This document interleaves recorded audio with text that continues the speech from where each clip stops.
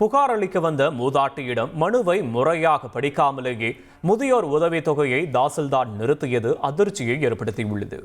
புதுக்கோட்டை மாவட்டம் கீரனூரைச் சேர்ந்த அரசம்மாள் தனது மகன் வீட்டை விட்டு விரட்டிவிட்டதாகவும் மீண்டும் வீட்டில் சேர்க்க நடவடிக்கை எடுக்குமாறும் ஆட்சியரிடம் புகார் அளித்தார்.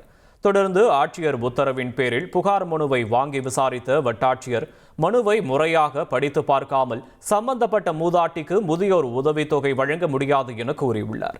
இதனால் அதிர்ச்சியடைந்த மூதாட்டி தான் முதியோர் உதவித்தொகை கேட்டு விண்ணப்பிக்காத நிலையில் வட்டாட்சியர் சரியாக படித்து பார்க்காமலேயே விண்ணப்பத்தை நிராகரித்ததாக குமுறினார்.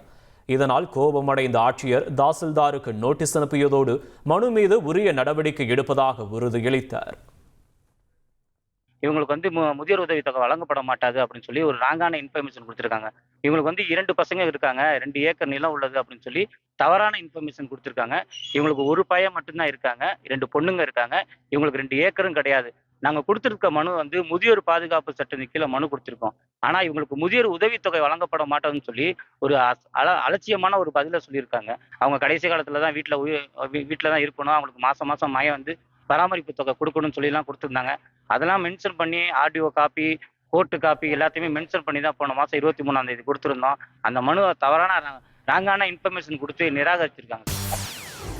செய்திகளை உடனுக்குடன் தெரிந்து கொள்ள உடனே சப்ஸ்கிரைப் பண்ணுங்க.